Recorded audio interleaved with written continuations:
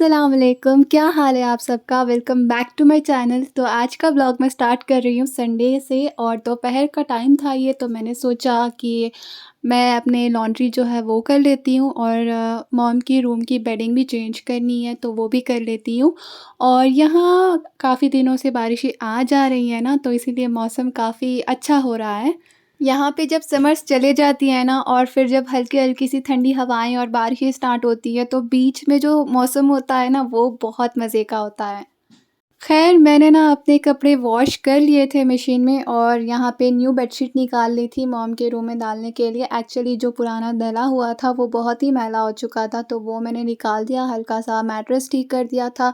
ये rose collection gold for the dream home की तरफ से बेडशीट है, डीमार्ट से मैंने लिया था एंड प्राइस भी आप लोग देख सकते हो। इसका कलर काफ़ी अच्छा है, आप लोगों को लग रहा होगा कि ये काफ़ी डल कलर है, लेकिन जब मैं इसको बेड पे डालूँगी ना तो आपको बहुत अच्छा लगेगा।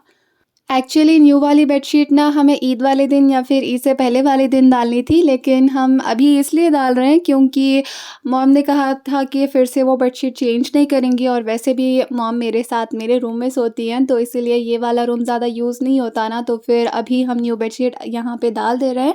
और जब मेरे रूम में डालने की बारी आएगी ना, तो फिर मैं ईद वाले दिन या फिर ईद से पहले वाले दिन ही डालूँगी इंशाल्लाह। और वैसे भी ये वाली जो बेडशीट मॉम ने ली है ना डीमार्ट से, ये रमज़ान से भी पहले ली हुई थी उन्होंने, तो अभी उन्होंने सोचा कि ये वाली बेडशीट मैं यूज़ कर लूँगी। वैसे भी बकरीद थोड़े ही दिनों में आने वाली है ना, तो फिर इसीलिए भी ये भी रीज़न है कि अभी न्यू बेडशीट डाल रहे हैं।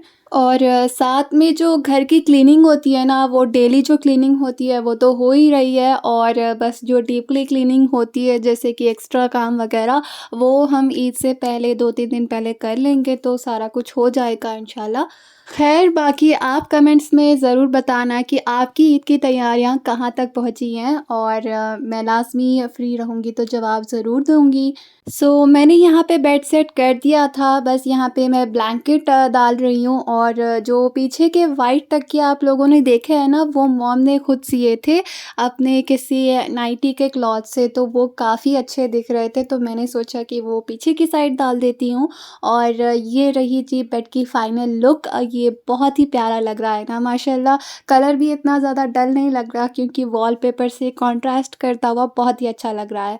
यहाँ पे जब मैंने अपने कपड़ों का लोड लगा लिया था और उसके बाद कपड़े निकाल लिए थे मैंने, तो फिर मॉम ने कहा था कि उनके कपड़ों का भी मैं लोड लगा दूँ मशीन में, तो मैं बस वही कर रही हूँ यहाँ पे। और जब ये मैंने मशीन में लोड लगाया हुआ था ना मॉम के कपड़ों का, तो उसके बाद मैं बालकनी में गई थी ताकि अपने कपड़े थोड़े ड्राई आउट कर सकूँ। उनको थोड़ी धूप की ज़रूरत होती है क्योंकि मशीन में पूरा कंप्लीटली 100% ड्राई आउट नहीं होके आता ना, तो इसीलिए फिर उनको धूप लगाना ज़रूरी होता है। तो कपड़े मैं अक्सर बालकनी में ही डालती हूँ और कभी-कभार ही छत पे जाके ना डाल देती हूँ ऊपर, तो मुझे तो यहीं ईज़ी लगता है तो फिर यहीं पे डाल देती हूँ। यहाँ पे मौसम देख के मुझे ऐसा लग रहा था कि बारिश फिर से आज आएगी, तो फिर मैंने वेदर चेक किया तो बस क्लाउड्स ही रहेंगे, उसके बाद बारिश तो नहीं आई थी, तो काफ़ी अच्छा मौसम था वैसे।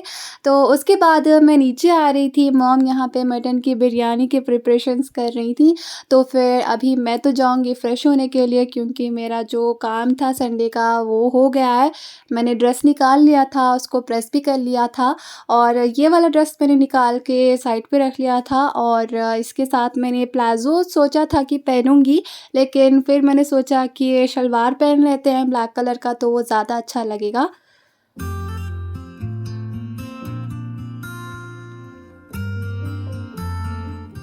हमेशा ना मुझे जब भी हेयर वॉश करनी होती है ना, तो फिर मैं बालों पे हेयर ऑयल ज़रूर लगाती हूँ ताकि बालों की अच्छी सी मसाज हो जाए और ऑयलिंग शैम्पू से पहले कंडीशनिंग की काम करती है ना, तो फिर उस लिए भी लगाती हूँ। और स्कैल्प पे और हेयर के लेंस पे भी लगाती हूँ और अच्छे से मसाज कर लेती हूँ और कम से कम 15 टू 30 मिनट्स के लिए आप रख लोगे तो अच्छा काम करेगा और शैम्पू जो है ना वो ज़्यादा ड्राई आउट नहीं करेगा आपके बालों को। और जब भी आप ऑयलिंग करने लगते हो आपके बालों पे तो फिर आपको सबसे पहले आपके जो भी फ्रिज़ जमा हुआ होता है ऑलरेडी बालों पे तो वो निकाल लेने चाहिए। सारे जब हेयर के चिक्स वग़ैरह ख़त्म हो जाते हैं उसके बाद ऑयलिंग करनी चाहिए और उसके बाद आप बालों पे कोई ब्रेड वग़ैरह नहीं बाँधेंगे, बस लूज़ बालों को छोड़ देंगे या फिर लूज़ सा बन बना लेंगे, वो काफ़ी अच्छा रहेगा। और यहाँ पे ना मैं आपको शो कर रही हूँ कि बालों को ट्विस्ट करके ऑयल लगाने से स्प्लिट एंड्स वगैरह ज़्यादा नहीं होते और एंड्स तक लगाने चाहिए ताकि बाल झाड़ू जैसे ना लगें। होता है ना अक्सर कि ऊपर के बाल हेल्दी लगते हैं लेकिन नीचे बालों की जो लेंथ होती है वो अच्छी नहीं होती तो फिर रीज़न तो यही है कि अक्सर लोग सिर्फ स्कैल्प पे और ऊपर के बालों पे ही ऑयल लगाते हैं, एंड्स पे लगाना जैसे कि वो भूल ही जाते हैं तो फिर ये भी रीज़न होता है। तो यहाँ पे मैं फ्रेश हो चुकी थी, मैंने हल्का-सा जो एयर ड्राई होता है वो कर लिया था बालों पे और फिर यहाँ पे मैं आपको शो कर रही हूँ मॉम की जो बनाई हुई थी मटन बिरयानी। ख़ैर मुझे अभी कोई भूख-वूख तो नहीं लग रही तो फिर मैं बस यहाँ पे शो कर रही हूँ लेकिन मैंने लंच नहीं किया हुआ था क्योंकि मुझे बनाना था मटन के कोफ़्ते और उसकी रेसिपी मैं आपके साथ शेयर करूँगी। मैं डैड के साथ गई हुई थी बाहर मटन लाने के लिए तो मटन बिरयानी का मटन भी और ये कोफ्तों का मटन भी डैड ने एक साथ ही मुझे पकड़ा दिया था और फिर मैं घर वापस आ गई थी। ख़ैर इसको हम करेंगे जी वॉश। इसको मैंने अच्छे से वॉश कर लिया था और ये मोटा कीमा था तो फिर मॉम को मैंने कहा कि ये मुझे बारीक करके दें ताकि ये मैं इसको पेस्ट बना सकूँ ड्राई आउट करके। तो फिर मैंने यहाँ पे मॉम की मदद ली हुई थी। यहाँ पे मिक्सर में चॉप तो मैं भी कर सकती थी लेकिन मॉम डर रही थी कि मैं उनकी ये जो मशीन है वो ख़राब ना कर दूँ तो फिर इसलिए उन्होंने कहा कि ये मैं कर दूँगी तो फिर इसलिए वो कर रही हैं। और डैड ने कहा था कि इसको मिक्सी में चॉप नहीं करना है, इसको जो पुराने ज़माने में कूटते हैं ना कीमे को वैसे कूटना है। तो उसका जो लकड़ी था ना वो नहीं था घर पे तो फिर मैंने बस यहाँ मिक्सी में इसीलिए इसको पीस लिया था और उसके बाद इसका सारा जो पानी था ना वो निकाल लिया था। जैसे कि आप एलोवेरा का जेल निकालते हो या फिर फ्लैक्स सीड्स का जेल निकालते हो बिल्कुल वैसे ही। और साथ में यहाँ पे मैंने लिए हैं 20 से 25 लौंग और उसको अच्छे से फाइनली पीस लूँगी यहाँ पे और उसके बाद इलायची का पाउडर मॉम ने सेपरेट बना के रखा हुआ था तो फिर 5 से 6 इलायची का जो पाउडर होता है उतना मैं इसमें मिक्स कर लूँगी लौंग के पाउडर के साथ जो कि मैंने मैश किया हुआ था। एक्चुअली मुझे क्रेविंग हो रही थी दादी के मटन के कोफ्तों की। जब मैं वहाँ पे समर वेकेशंस पे जाया हुआ करती थी तो वहाँ पे दादी मुझे मटन के कोफ्ते खिलाती थी तो उसका टेस्ट अच्छा लगता था मुझे। तो फिर मैंने डैड से कहा, डैड ने मुझे रेसिपी शेयर की और फिर यहाँ पे मैं आपके साथ शेयर कर रही हूँ। सो यहाँ पे मटन के कीमे के अंदर मैंने डाला है 2 टेबलस्पून अदरक लहसुन का पेस्ट और उसके बाद डालूँगी 3 टेबलस्पून लाल मिर्च पाउडर और उसके बाद डालूँगी 2 टेबलस्पून नमक और फिर हल्दी भी डालना चाहिए, उसका क्लिप मैंने ऐड नहीं किया हुआ। और फिर जो पाउडर मैंने बनाया हुआ था लौंग और इलायची का वो भी मिक्स करेंगे और उसके बाद कोई और स्पाइसेस मैं इसमें ऐड नहीं कर रही क्योंकि मैं बना रही हूँ बेसिक से मटन के कोफ्ते तो फिर इसमें कोई एडिशनल स्पाइसेस मैं ऐड नहीं कर रही और क्योंकि ये लॉन्ग टाइम तक भी चलेंगे अगर आप इसमें कोई और एडिशनल स्पाइसेस ऐड नहीं करेंगे तो यहाँ पे मैं 2 टेबलस्पून जो ऑयल है वो डाल रही हूँ, कोई सा भी ऑयल आप डाल सकते हो खाने वाला और उसके बाद मैं इसको अच्छे से मैश कर लूँगी फिर से ताकि ऑयल डीपली पेनिट्रेट हो जाए कीमे में और उसके बाद मैं इसको शेप दूँगी।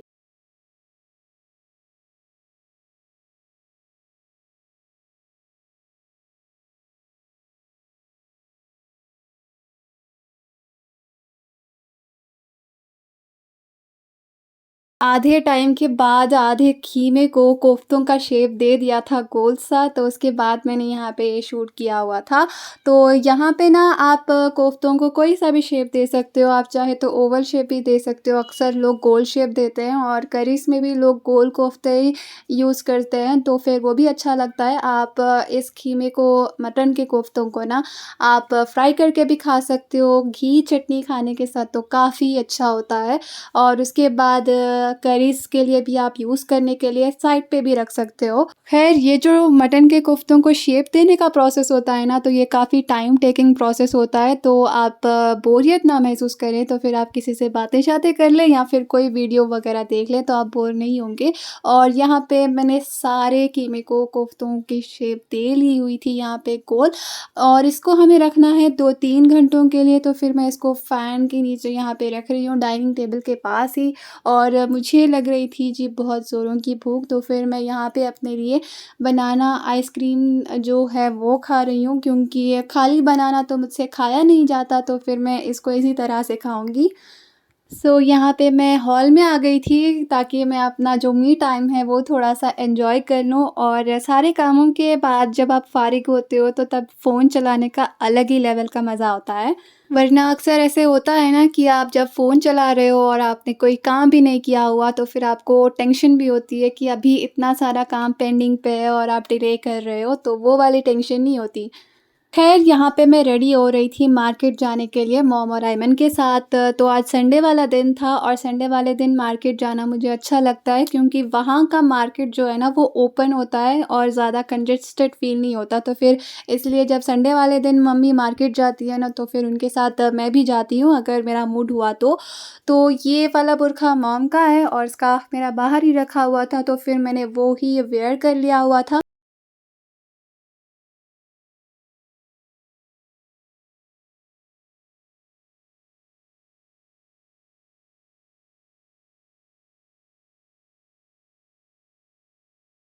ना संडे मार्केट में हमें जो भी चाहिए थी तरकारी वग़ैरह वो हमने ले ली हुई थी, और उसके बाद मैंने वहाँ पे कुछ भी शूट नहीं किया हुआ था, तो फिर इसलिए वो ऐड नहीं किया हुआ। और उसके बाद उसी लाइन पे मुझे एक जगह जानी थी, जो कि मैंने मॉम को कहा था कि मुझे वहाँ पे जाना है। तो यहाँ पे देवी अहल्या नाम से स्टोर है, यहाँ पे अच्छे खासे कपड़े मिल जाते हैं। ये मैंने सोचा था कि मैं यहाँ पे ईद की शॉपिंग वग़ैरह करूँगी, लेकिन मुझे इनकी कोई कलेक्शन इतनी ज़्यादा वैरायटी नहीं लगी, और प्राइसेस भी इनके काफ़ी ज़्यादा हाई थे। तो फिर डेली वियर के लिए मुझे एक कुर्ता पसंद आया था, तो वो मैंने ले लिया हुआ था रीज़नेबल प्राइस में। तो वो मैं व्लॉग के एंड पे आपको दिखाऊँगी। और ये बाहर का व्यू है देवी अहल्या के बाजू, और उसके और राइट साइड पे या लेफ़्ट साइड पे और भी शॉप्स हैं, तो वो किड्स वियर हैं, और जो इनर वियर्स होते हैं वो मिल रहे थे वहाँ पे। वैसे स्टोर इनका अच्छा था बाहर से देखने में भी और अंदर से भी, लेकिन वहाँ पे लहंगे वग़ैरह भी जो आउटलेट पे इन्होंने लगाए हुए थे, तो वो भी अच्छे थे, लेकिन मुझे लगा था कि ड्रेसेस वग़ैरह भी अच्छे मिल जाएँगे। लेकिन लहंगे के जो प्राइस बताई थी उन्होंने, वो भी काफ़ी ज़्यादा हाई थी, और एक लहंगे की स्टार्टिंग प्राइस जो है वो 4000 उन्होंने कहा हुआ था, तो फिर काफ़ी ज़्यादा लगा मेरे हिसाब से। तो फिर मैंने कहा कि रीज़नेबल प्राइस में जो है वही बता दें, तो फिर मैंने डेली वियर के ले लिए हुए थे, और एक ही लिया हुआ था। और वैसे इनके पास प्लाज़ोज़ वग़ैरह अच्छी थी, और नाइट वियर जो होता है वो भी काफ़ी अच्छे कलेक्शन में थे। और यहाँ से बस हम जाएँगे जी वापस घर। और आज के बार जब हम संडे मार्केट गए हुए थे ना, तो काफ़ी अच्छी लंबी जो मार्केट होती है ना, लंबी-चौड़ी वैसी लगी हुई थी। वरना हमेशा बस थोड़ी संडे मार्केट ही लगती है, और उसमें काफ़ी ज़्यादा आइटम्स होते हैं। ख़ैर घर जाने के बाद मॉम ने जो भी तरकारी वग़ैरह लिया हुआ था वो सेट करके रखा, और उसके बाद मुझे यहाँ पे जो कीमे मैंने मटन के कोफ़्ते बना के रखे हुए थे वो मुझे फ्राई करके रखने थे, और इनको पूरा 100% फ्राई भी नहीं करना होता। डैड ने कहा हुआ था कि इनको बस गोल्डन ब्राउन और ब्राउन होने तक इनको पकाओ, और उसके बाद निकाल के बॉक्स में रख दो साइड में। तो बस वो ही यहाँ पे कर रही थी, और वो आपको लो फ्लेम पे करना है, हाई फ्लेम पे करेंगे तो फिर ऊपर से जल जाएँगे और अंदर से बिल्कुल भी नहीं पकेंगे। तो ये भी काफ़ी ज़्यादा टाइम टेकिंग प्रोसेस था।